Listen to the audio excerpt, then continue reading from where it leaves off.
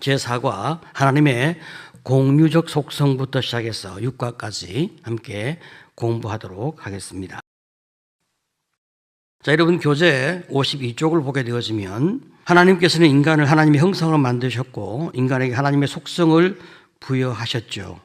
그리고 하나님은 인간을 자유로운 영적인 존재, 하나님과 교통할 수 있는 존재, 선택하고 행동하며 그것에 대하여 책임지는 도덕적 존재로 만드셨습니다. 그리고 선하고 진실하고 거룩하고 정직하게 만드셨습니다. 자, 이런 참 하나님께서 인간을 만드신 그 아름다운 그런 속성들이 있는데 인간이 그만 타락함으로 말미암아 하나님이 주시는 모든 속성을 하나님의 형상을 다 잃어버렸습니다. 그래서 이제 마지막 단락을 보시면 하나님의 형상은 넓은 의미의 하나님의 형상과 좁은 의미의 하나님의 형상이 있습니다. 좁은 의미의 하나님의 형상은 지식과 의와 거룩함과 같은 특성이죠. 하나님을 아는 지식, 하나님을 아는 의, 그리고 하나님과 같은 그런 어떤 분별이 있는 거룩함, 이런 것들이 좁은 의미의 하나님의 형상인데 이것은 아담의 타락으로 말미암아 완전히 상실했습니다. 잊어버린 거예요. 그래서 거듭나지 아니하면 우리는 하나님을 알 수 없고 거듭남의 은혜를 입지 못하면 우리가 주님 앞에서 어렵다, 거룩하다 이렇게 인정함을 입을 수가 없는 거죠. 그렇기 때문에 예수로 말미암아 거듭나는 은혜를 입는 것이 너무나 중요한 거예요. 우리는 좁은 의미의 하나님의 형상은 다 잃어버렸어요. 자, 그렇지만 넓은 의미에서 하나님의 형상에 해당되는 특성인 도덕적인 특성과 윤리적인 특성과 종교적 추구의 특성은 여전히 남아있는 거예요. 자, 그러니까 아무리 미개한 아프리카 토인을 만나도 그 사람들은 자기 부족 간에 종교적 어떤 예배 행위가 있어요. 아무리 사람을 죽이고 그 사람을 죽여서 그 사람을 먹는 그런 식인종이 있을지라도 그들 안에는 도덕과 윤리가 공존합니다. 이건 하나님이 주신 인간의 어떤 넓은 의미의 형상이 있기 때문에 그런 일이 벌어지는 것입니다. 자, 성령님은 구원받은 그리스도인의 손상된 하나님의 형상을 회복시키기 위하여 일하시는데 이것이 바로 좁은 의미의 하나님의 형상 개념이죠. 이로 인하여 그리스도인들은 하나님의 형상 안에서 온전히 그리고 새로워질 수가 있는 거예요. 참 놀라운 은총입니다. 예수로 말미암아 거듭난 사람은 그래서 우리가 새로운 피조물이 되는 은혜를 입습니다. 자, 그러면 2번 보겠습니다. 우리는 하나님의 형상을 닮은 존재이며 하나님의 창조물 중 가장 걸작인데 다음 성경 말씀에 그것이 어떻게 나타나고 있는지 확인해보고 당신의 생각은 어떠한지 나누어 보자. 자, 여러분 창세기 1장 27절로 31절을 보게 되어지면 27절은 하나님이 자기 형상대로 사람을 창조하시되 남자와 여자를 창조하시고 자, 이렇게 말씀하시고 28절에 복을 주시며 하나님이 그들에게 이르시되 생육하고 번성하여 땅에 충만하라 땅을 정복하라 바다의 물고기와 하늘의 새와 땅에 움직이는 모든 생물을 다스리라 하시니라. 그죠? 자, 이런 말씀들이 우리는 뭐라고 이야기하냐? 하나님이 인간에게 주신 문화 명령이다. 그렇게 말합니다. 하나님이 온 세상을 정복하고 다스릴 수 있도록 우리에게 권한을 부여하신 거예요. 그러면 정복하고 다스리라고 하셔서 우리 마음대로 막 훼손하고 그리고 생태계를 파괴시키면 되냐? 그게 아니에요. 주님의 뜻대로 아름답게 만물을 잘 관리하고 보존할 수 있는 그런 책임이 우리에게 있는 겁니다. 그렇기 때문에 우리가 결혼해서 자녀를 낳고 충만하고 그 다음에 땅을 우리가 정복하되 잘 관리하고 그리고 모든 생물을 잘 다스리고 이끌어가는 그런 삶의 과정을 함께 걸어가는 것, 이것이 주님 보시기에 좋은 거예요. 자, 그러면 에베소서 4장 24절에 하나님을 따라 의와 진리의 거룩함으로 지으심을 받은 새 사람을 입어라. 그죠? 바로 이것이 좁은 의미의 하나님의 형상을 회복하는 거죠. 의와 진리의 거룩함. 네. 하나님이 주신 의, 그죠? 주님과 나와 관계의, 이것이 우리에게 새롭게 만들어지는 거죠. 예수 그리스도 나를 위해 죽으심으로 내가 그 피를 믿을 때에 하나님 내게 주신 의가 있고, 그리고 그 의를 따라서 이제 우리가 하나님의 진리 안에, 예수 그리스도 안에 우리가 거룩함으로 만들어지는, 새 사람이 만들어지는 이런 은혜를 입는 거죠. 그러니까 이거는 한순간으로 끝나는 것이 아니라 우리는 계속 새로운 사람으로 성장하고 발전하고 변화되어지는 그 길을 함께 우리가 걸어가는 거죠. 자, 그래서 골로새 3장 10절을 보게 되어지면 새 사람을 입었으니 이는 자기를 창조하신 이의 형상을 따라 지식에까지 새롭게 하심을 입은 자니라. 여러분, 예수를 믿는 사람은 영혼을 보는 안목이 있어요. 굉장하죠. 예수를 안 믿는 사람은 영혼을 보는 안목이 없잖아. 이 땅을 보는 안목밖에 없어요. 그래서 먹고 마시고 죽는 여기에 온통 다 집중하는 거죠. 근데 우리는 영혼을 보는 안목이 있으니까 우리가 하나님을 따라 주님의 형상대로 영과 육의 통합적인 회복을 우리는 계속 함께 걸어가는 겁니다. 자, 그러면 이제 거룩하고 공의로우신 하나님, 그 하나님께서 우리 인간에게 또 거룩을 부여하시는 거예요. 이게 공유적 속성이죠. 비공유적 속성은 하나님만 가지고 있는 속성인데, 공유적 속성은 하나님이 가지고 계신 것을 우리에게 부여하신 속성입니다. 자, 그래서 하나님은 당신이 거룩하시면서 또 우리에게도 하나님께서 부분적으로 우리에게 거룩의 은혜를 우리에게 부여하시는 이런 참 축복이 있습니다. 그래서 하나님은 악이 전혀 없으시다. 거룩이라고 하는 단어는 더러움과 분리된 상태를 가리킨다. 즉 세상 속에 살지만 세상과 구별된 삶을 사는 것을 거룩이라고 하는 거죠. 내가 거룩하니 너희도 거룩하라. 그렇게 주님이 말씀하실 때 우리가 거룩의 길을 함께 걸어가는데 자꾸 나를 타락시키는 세상으로부터 우리가 분리되어지려고 하는, 구분하려고 하는 그런 길을 함께 우리가 걸어갈 필요가 있습니다.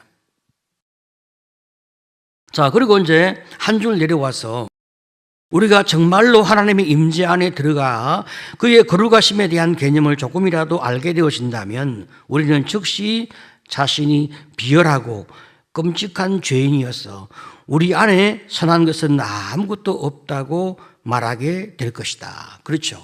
여러분, 거듭난 사람은 말이죠, 점점 진리 안에 들어가잖아요. 하나님의 은혜 안에 점점 더 깊게 들어가거든요. 그러니까 들어가면 들어갈수록 우리 안에 숨어있는 죄와 그 죄의 속성을 우리는 보게 되어지는 거죠. 그러면 내가 너무나 비열한 인생이고, 내가 너무나 추악한 인생이고, 내가 너무나 생각과 마음 깊은 곳에 악이 본성적으로 가득한 존재인 것을 알아가게 되는 거예요. 그럼 처음에는 말이죠, 내가 너무 싫어서 막 숨겨요. 숨겨. 그런데 하나님의 은혜 안에서 그런 나를 이미 아시고 사랑하신 하나님이잖아요. 그 은혜를 내가 다 가슴에 받을 때, 주님 감사합니다 하면서 좀 더 자신 있게 내 악을 쳐다보면, 내가 봐도 내가 너무 싫어.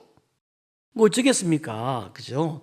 이런 나에게 긍휼을 주신 하나님을 찬송하면서 자꾸 우리가 진리 안에, 빛 안에 거하려고 애를 쓰는 그런 수고를 하게 되는 거죠.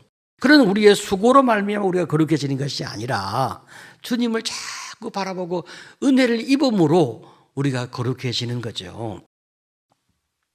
자, 그래서 이제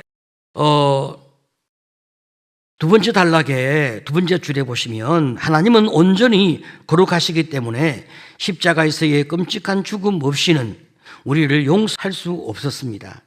십자가는 하나님의 거룩하심에 대한 가장 숭고한 선포죠. 이렇게 거룩하신 하나님이 우리를 사랑하시고 우리를 당신의 아들로 딸로 자녀로 삼아 주시려고 하니까 예수의 그 십자가에 우리의 모든 죄를 다 이렇게 짊어지워 가시는 거예요. 그러니까 우리가 예수의 십자가로 말미암아 우리가 참 은혜를 입고 자유함을 입은 주님의 사람이 된 거죠. 자, 하나님이 거룩하시니까 또 우리도 거룩하신 은혜를 입고 또 하나님이 공의로우시니까 우리에게도 공의, 그죠? 정의, 공정 이런 것들을 하나님 우리에게 또 요구하시는 거죠. 자, 하나님의 판단은 항상 공평하고 의롭다. 공의로우신 하나님은 잘못된 것은 어떤 것도 하실 수 없으시며 죄를 혐오하신다. 하나님의 정의와 율법과 심판은 우리를 위해 세워주신 것이다. 세상의 법도 사람의 생명과 재산을 보호하기 위해 있는 것처럼 하나님의 법도 그러하다. 하지만 우리가 연약하여 그 법을 준행할 수 없을 때 공의로우신 하나님은 우리를 심판할 수밖에 없는 것이다. 그러죠. 우리가 죄를 지으면 그래서 하나님 우리를 심판하시는 거예요. 두 번째 단락 첫 번째 줄에 이렇게 하나님의 심판이란 하나님의 정의로움을 나타내는 것인데 심판에 있어서 생각해 봐야 할 것이 있다는 거죠. 그리고 이제 내려와서 먼저 성도는 예수 그리스도의 공의로 인하여 심판을 받지 않을 특권이 주어지는 거죠. 예수 그리스도의 공로, 그죠? 나를 위해 못 박혀 죽으신 주님, 그 주님 때문에 심판받지 않을 특권이 우리에게 부여되는 거예요. 거듭나서 생명책에 이름이 기록된 사람들은 다른 사람들처럼 불못에 던지우지 않는 이런 은혜를 입는 거죠. 우리가 구원받았으니까. 자, 하지만 성도들도 심판대에 서게 되는데 성도가 받는 그 심판은 어떤 심판이냐? 인격과 행위에 대하여 평가를 받습니다. 이는 천국과 지옥의 심판이 아니라 상급의 심판인 거예요. 자, 그래서 하나님은 공의로우시기 때문에 하나님은 죄를 심판하시는 거예요. 그러니까 우리의 죄에 대해서 하나님이 우리를 심판하시는데 우리 죄는 예수 그리스도의 영원한 피가 우리에게 계속 속죄하심의 보혈로 흘려지고 있으니 우리의 죄가 이 순간에 용서받고 있는 거죠. 그러니까 하나님의 공정하심 앞에 나를 위해서 우리를 위해서 예수 십자가의 보혈이 흘려지고 있으니 예수의 피값으로 우리의 죄가 용서되어지는 공정함을 하나님이 이루어 가시는 거예요. 그러면 마지막에 우리가 받을 심판은 무엇이냐? 마지막에 받을 우리의 심판은 상급의 심판이란 말이죠. 그럼 우리가 어떤 이제 상급의 심판을 받을까? 여러분 알 수가 없죠, 그죠? 어떤 분은 뭐 건멸류관, 뭐 은멸류관 그러는데 그거 어떻게 알겠습니까? 잘 몰라요. 근데 천국에 가면 그러면 네 멸류관하고 내 멸류관하고 차이가 나니까 난 부끄럽다, 쪽팔린다 그런 게 있을까요? 그런 게 없어요, 천국에는. 그런 개념이 우월의 개념이 없어요. 그러니까 어떤 식의 어떤 그런 상급의 심판이 있을까? 우리는 정말 이해할 수 없는 참 그런 개념이지만 그러나 하나님이 우리를 향하여 적극적으로 선을 위해서 주님을 위해서 영혼을 위해서 살아가도록 격려하시기 위하여 우리에게 상을 걸고 말씀하시는 그분의 선한 의도를 우리는 잘 이해할 필요가 있습니다. 자, 그 다음에 이제 2번을 보시게 되어지면 다음 말씀에서 거룩한 삶에 대해 깨달아가는 것이 무엇인가, 그리고 거룩한 삶을 살기 위해 어떤 노력을 해야 할지 적어보자 그랬습니다.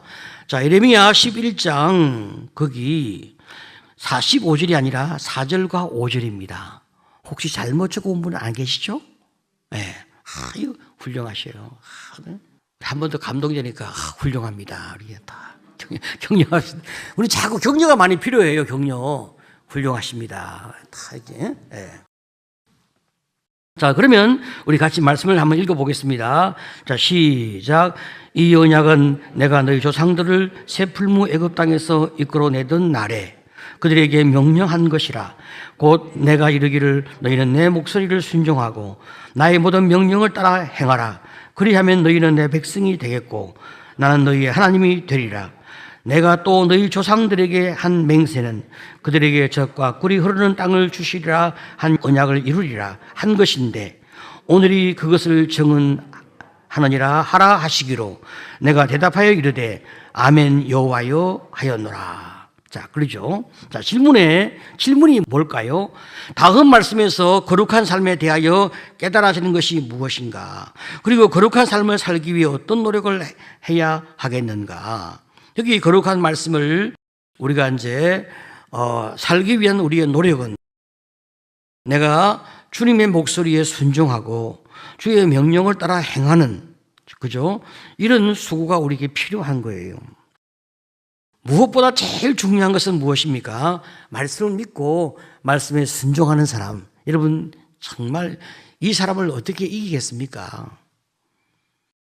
자, 우리는 언제나 세 가지는 꼭 기억해야 됩니다. 믿음과 소망과 사랑. 이 세 가지는 항상 있을 것인데 그 중에 제일은 사랑이라.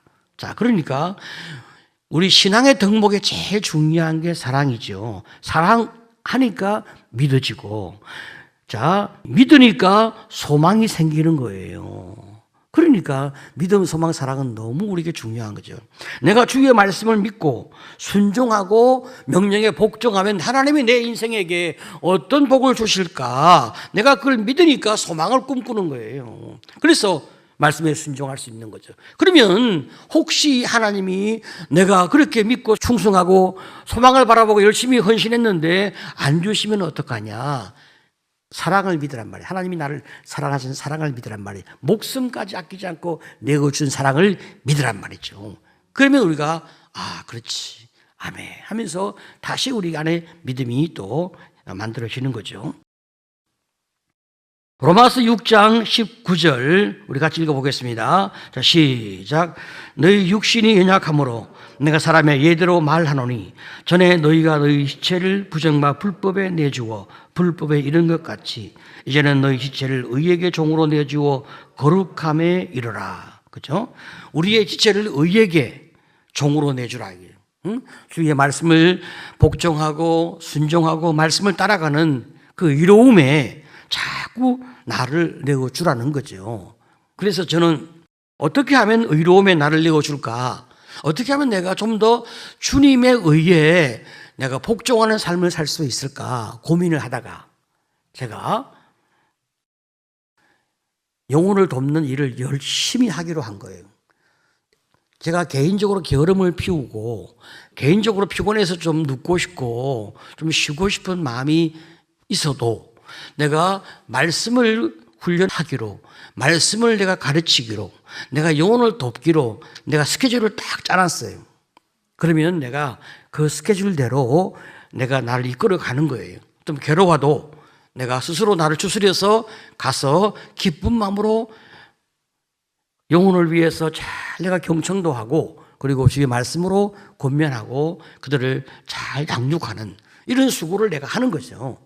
내가 하나님께서 주시는 그 말씀에 내가 나를 굴복시켜 가기 위해서는 스스로 내가 이렇게 하라고 하면 잘 안 하는 거예요. 스스로 기도하라고 하면 내가 기도를 잘 안 하는 거예요. 그러니까 기도하는 시간을 정해놓고 내가 누구를 돕는 시간을 정해놓고 내가 약속을 하고 그리고 내가 자꾸 수고를 하는 거죠. 그러면 내가 점점 의로워지고 거룩해지고 내 인격과 내 삶이 점점 아름다워지고 또 더 나가서 말씀을 가르치기 위해서 말씀을 자꾸 준비하니까 영적 지식이 점점 더 많아지고 지식으로 홀로 있으면 내 양심에 고통을 주니까 그 지식이 내 삶의 양식이 되어서 그렇게 살아가도록 자꾸 나를 더 격려하게 되고 그러니까 더 행복한 삶의 길을 걸어가는 거예요. 그래서 가끔씩 여러분 있잖아요. 심심하면 전도 특공대에 따라가세요. 딥대 고난을 받아요. 문제 막대를 받아요. 주보 갖다 주면 탁탁 던지고 안 받아요. 그러면 막 무시를 받잖아요. 막 모멸을 받아. 화가 막 납니다. 내가 지를 위해서 이렇게 애쓰지만 나를 위해서 이렇게 애쓰나 그런 마음이 들잖아요. 그런데 그때 더 깊이 생각하면 눈물이 픽 나는 거예요. 왜? 참 내가 복음을 알고 예수를 알기까지 누군가 나를 위해 이렇게 거절당하고 무시당하고 학대를 받고 이렇게 많은 고난 가운데서 내가 참 복음을 듣고 예수를 믿게 되었지. 이런 은혜가 다 임하거든요. 그리고 마음이 겸손해지고 마음이 가난해져요. 물론 우리는 가끔 놀러도 가고 또 바람도 쐬고 산책도 하고 여행도 가야 되지만 하지만 또 시간을 내서 영혼을 구하는 일에 더 열정적으로 수고하면 할수록 우리의 영혼이 가난해지는 거예요. 그리고 주님의 은혜가 더 크게 우리에게 임하는 거죠. 다 이런 것들이 뭡니까? 너희 지체를 의에게 종으로 내주어 거룩함에 이르라 하신 말씀이죠. 자, 공의로우신 하나님에 대한 내용을 정리해보자. 이건 이제 우리가 정의했다고 생각하면 되고, 자, 그 다음에 넘어가서 선하신 사랑의 하나님. 하나님은 선하십니다. 선하다는 말 속에 사랑과 호의와 긍휼과 은혜까지 다 포함되어 있습니다. 자, 시편 34편 8절에 너희는 여호와의 선하심을 맛보아 알지어다. 그에게 피하는 자는 복이 있도다. 그렇죠. 우리 하나님이 얼마나 좋으시고 얼마나 선하신 분인지 묵상하면 묵상할수록 참 우리에게 감동이 되고 양식이 되고 힘이 나고 그리고 은혜가 넘치게 됩니다. 또 한 줄 내려와서 하나님의 선하심을 믿는다는 것은 하나님께서 날 너무 사랑하셔서 나를 위해 죽기까지 사랑하시는 하나님을 믿는다는 것이다. 그렇죠. 참 하나님의 선하심. 나를 위해서는 단 1%도 이기적인 마음이 없이 자신의 모든 것을 다 내어주는 온전한 이타심. 이것을 우리는 우리 주님에게 느끼는 거죠. 선하신 하나님. 그리고 하나님은 사랑이십니다. 자, 성경은 삼위일체 하나님께서 영원 무궁토록 서로 완벽하게 사랑해 왔음을 가르치고 있습니다. 사랑의 창시자인 하나님께서 삼위 하나님 외에 사랑을 나눌 대상을 찾으시는데 그 대상이 바로 우리 자신들인 거예요. 얼마나 영광스럽습니까? 그죠? 따라합시다. 가슴에 손을 얹고 나는 하나님이 사랑을 나누고 싶어 하시는 영광스러운 존재다. 아멘. 얼마나 감사해요. 우리가 그런 존재라. 응? 자, 그래서 이제 하나님은 우리를 위해 자신의 목숨을 내어주신 거죠. 왜? 하나님 우리와 더불어 거룩한 교제를 하고 싶어 하는데 내가 자격이 안 되니까 나를 먼저 죄에서 구원해야 거룩하게 만들어야 동등하게 하나님의 거룩한 사랑을 나도 입고 나도 주님께 그 사랑을 드릴 수가 있잖아요. 그러니까 하나님 우리를 거룩하게 만들어 목숨까지 내어주어 거룩하게 만들어 당신의 사랑을 나눌 수 있는 대상으로 우리를 세워 가신 거죠. 참 얼마나 감격스럽습니까? 자, 그러면 59페이지 가서 여기서 주의할 것은 하나님의 선하심, 사랑과 공의는 서로 반대가 되는 개념이 아니라는 것이다. 하나님은 온전히 통일된 단순성으로 존재하신다. 우리를 너무나 사랑하시는 하나님은 죄인을 심판해야 하는 의로우신 재판장이기도 하시다. 하나님이 우리를 아무리 사랑하신다 해도 죄인인 우리와 함께 할 수 없다. 하나님은 이 문제를 해결하기 위해 자신을 희생하셨다. 거룩하신 하나님이 인간의 모든 죄를 지고 대신 죽으심으로 하나님의 공의와 사랑을 완벽하게 충족시키신 것이다. 그분은 선하시고 사랑과 긍휼이 한이 없는 분이셔서 자기의 독생자 아들에게 내가 죽어야만 이 모든 문제를 해결할 수 있다고 하시며 성자 하나님과 논의를 하신다. 이 얼마나 놀랍고 귀한 방법이며 감사와 감격이 넘치는 하나님의 해결책인가.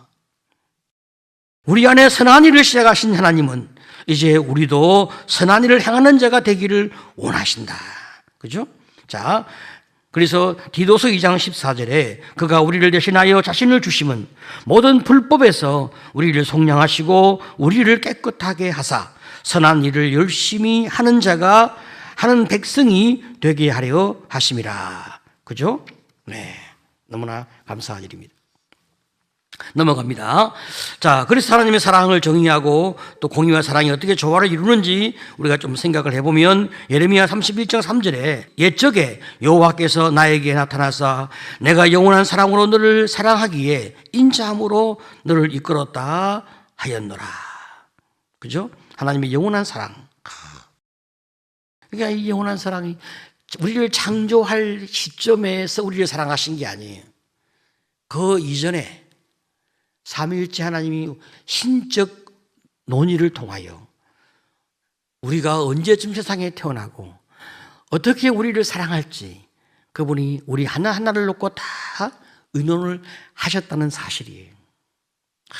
얼마나 감격스러워. 우연히 세상에 태어난 존재가 아니다 이 말이에요. 영원한 사랑. 시편 37편 27절을 보게 되어지면 악에서 떠나 선을 행하라. 그리하면 영혼이 살리니 여호와께서 정의를 사랑하시고 그의 성도를 버리지 아니하심이로다. 그들은 영원히 보호를 받으나 악인의 자손은 끊어지리로다. 그죠? 그래서 참 하나님의 이 사랑에 너무 감사한 마음이 듭니다. 자, 은혜의 하나님. 자, 하나님은 은혜의 하나님이시다. 하나님의 은혜는 죄인들의 행위나 죄과를 용서하고 그들에게 값없이 주시는 사랑이다. 이게 하나님의 은혜의 사랑이죠. 그죠? 자, 다음 단락입니다. 율법 자체는 선한 것이어서 인간의 율법을 끝까지 지켜 행하면, 즉 하나님의 율법을 완전히 지킬 수 있는 사람이 있다면 그는 영생을 받을 수 있을 것이다. 그렇죠? 죄를 한 번도 안 지어. 응? 그 사람은 예수 그리스도의 속죄함의 피 없이 십자가의 긍휼 없이 구원을 받는 거예요. 세상에 그런 사람이 아무도 없죠. 그러나 인간은 스스로 범죄하여 하나님과의 교통이 끊어졌고 율법을 더 이상 지킬 수가 없게 되었다. 그런 인간에게 구원은 전적으로 하나님의 은혜다. 자, 하나님은 우리를 사랑하셔서 은혜로 내가 너희를 구원하겠다라고 약속하신 것이 바로 하나님의 은혜의 언약입니다.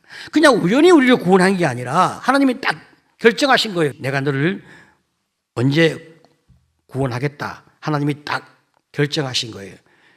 그리고 하나님이 일방적으로 딱 선언하시는 거죠. 그러면 여러분 이제 그 다음 단락입니다. 하나님의 은혜가 되기 위해서는 선택이 그 속에 포함되어야 하는 거예요. 하나님이 이렇게 은혜를 베풀어서 구원하기로 결정했으면 그 속에 하나님의 선택이 포함이 되는 거예요. 어렵지 않죠? 매우 제가 쉽게 설명하고 있습니다. 근데 이게 굉장히 어려운 거예요. 선택 교리는 하나님께서 구원받을 자를 택하셨다는 것이다. 만약 구원에 하나님의 선택이 없다면 구원 얻은 그 사람이 자기의 믿음으로 구원을 얻을 것이니 믿음 그 자체가 행위가 된다. 그러면 그 구원은 행위 구원으로 전락하게 된다. 그래서 구원이 전적인 하나님의 은혜가 되기 위해서 그 속에 하나님의 선택이 포함되어야 한다. 구원은 은혜거든요. 우리가 믿음으로 구원을 얻는다라고 말할 때 그 믿음이 바로 다른 말로 하나님의 은혜라 이 말입니다. 그래서 우리가 구원을 얻는 거죠. 내가 스스로 결단해서 예수를 통해 구원을 받는다. 그런 건 없어요. 그렇기 때문에 하나님의 은혜 언약이 되기 위해서는 반드시 그 속에 하나님의 선택이 포함이 되는 거예요. 그 다음 단락에 선택과 은혜 언약은 조금도 모순되지 않고 오히려 선택이 은혜 언약의 기초요 보증이며 심장이요 핵심이다. 많은 사람이 자신의 얄팍한 지식으로 하나님의 선택에 대하여 피해의식을 갖기 때문에 은혜 언약과 선택 교리를 외면하려 한다.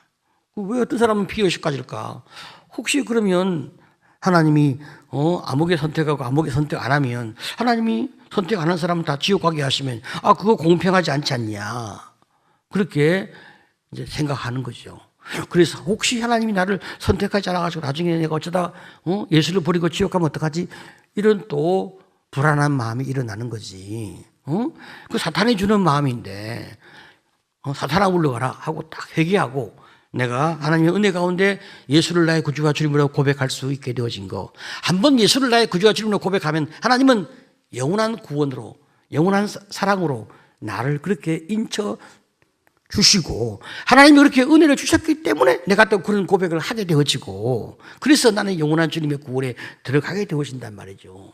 그런데 불신과 두려움이 있는 사람들은 자꾸 꼬아서 이상하게 생각을 왜곡시켜서 이제 하나님의 선택에 대하여 믿지 아니하려고 하는 이런 불신이 있는 거예요. 자, 넘어갑니다. 자, 다음 성경 구절을 통해 은혜와 구원의 관계는 어떠한지 정리해보자. 에베소 2장 5절 8절 허물로 죽은 우리를 그리스도와 함께 살리셨고 너희는 은혜로 구원을 받은 것이라. 너희는 그 은혜에 의하여 믿음으로 말미암아 구원을 받았으니 이것은 너희에서 난 것이 아니요 하나님의 선물이라. 그렇죠? 자, 디도서 2장 11절에 모든 사람에게 구원을 주시는 하나님의 은혜가 나타나. 자, 이래서 은혜로 우리가 구원을 받은 거예요. 자, 지혜의 하나님입니다. 자, 여러분, 하나님은 너무나 지혜로우시죠. 지혜란 가장 선하고 가장 높은 목표를 아는 능력이요, 이를 선택하는 성향을 말한다. 그러므로 가장 완전한 지혜란 하나님께만 발견될 수 있다. 하나님의 지혜는 전능하심과 같이 깊이 연결되어 있다. 능력이 없는 지혜는 감상적이며 불완전한 것이다. 하나님의 전능하신 지혜는 결코 실패가 없다. 전도서는 이 세상에서의 삶이 수수께끼같이 불가사의하며 그것들을 조정하시는 하나님에 대하여 솔직히 다 이해할 수 없음을 인정하는 것이 지혜의 참된 기초라고 말하고 있다. 즉 하나님의 지혜는 완전하며 인간이 다 헤아릴 수가 없다. 그렇죠. 그래서 우리는 지혜를 가르쳐 달라고 기도해야 됩니다. 자, 여러분, 지식은 말이죠. 지식은 이미 다 정리되어 있는 것들을 우리가 흡수해서 우리가 깨닫고 아는 것이 지식인데, 지혜는 말이죠, 그런 것들을 근거로 하여 우리가 통찰력을 얻어가는 것이 지혜이거든요. 그래서 지혜는 삶을 분석할 줄 아는 그런 능력을 그 속에 함의하는 거예요. 더 나아가서 더 깊은 지혜는 하나님의 의도를 이해하는 거예요. 하나님이 이 상황에, 이 순간에 내게 무엇을 원하실까? 하나님이 이 말씀을 통하여 내게 무엇을 주려 하실까? 그 하나님의 기쁘신 뜻을 우리가 깨달아내려고 묵상할 때 하나님의 깊은 지혜를 얻게 되는 거예요. 그럼 우리는 참 감동이 있고 감사하고 우리 마음 가운데 깊은 은혜가 흐르게 되는 거예요. 사실 말이죠, 인간이 가지고 있는 지혜 중에 최고의 지혜는 분별입니다. 분별. 내가 무엇을 할 수 있고 무엇을 할 수 없는가, 그것을 아는 능력이거든요. 우리가 모든 걸 다 할 수 없잖아요. 그러니까 사람은 자신이 할 수 있는 것과 할 수 없는 것을 다 구분해서 할 수 없는 것은 내가 놓고 할 수 있는 영역 속에서 내가 내 능력을 발휘해 살아가는 것이 인간이 가지고 있는 지혜이거든요. 자, 그런데 우리가 하나님의 지혜가 더 깊이 묵상 중에서 우리에게 탁 적용되어지면 우리가 거기에서 영적인 판단까지 하게 되어지는 거죠. 그러니까 정말 내가 여기에서 인간의 어떤 정욕이나 욕심이나 어떤 탐욕이나 이런 것에 휘둘리지 않는 그런 깊은 안목을 우리가 얻어낼 수 있는 거예요. 예를 들어서 여러분, 이따 다시 우리가 이야기하겠습니다만은 돈을 많이 버는 거, 혹은 우리가 명예를 얻고 출세하는 거, 여러분 이거 싫어하는 사람이 누가 있겠어요? 다 좋아하죠. 자, 그런데 내가 그것을 할 수 있을까 할 수 없을까, 그것을 잘 구분하는 지혜, 더 나가서 그 속에 주님께서 내게 원하시는 것이 무엇이 있을까? 하나님 이 순간, 이 상황, 그리고 지금 여기에서 주님이 이것을 통해서 내게 말씀하고자 하시는 것이 무엇일까? 그것을 자꾸 묵상함으로 영적인 지혜를 찾아내는 거죠. 바로 이런 지혜를 하나님 우리에게 주신 거죠. 공유적 속성이란 말이죠. 자, 여러분, 우리가 매 순간순간 우리에게 주어진 수많은 삶의 선택이 있거든요. 선택을 인간의 지혜와 하나님의 지혜를 가지고 잘 우리가 구분해 나가는 것이 필요한 거죠. 자, 그러면 이제 넘어가서, 감사하게도 우리가 이제, 사고를 마치게 되었네요. 그죠? 옆에 있는 분에게 우리 수고하셨습니다.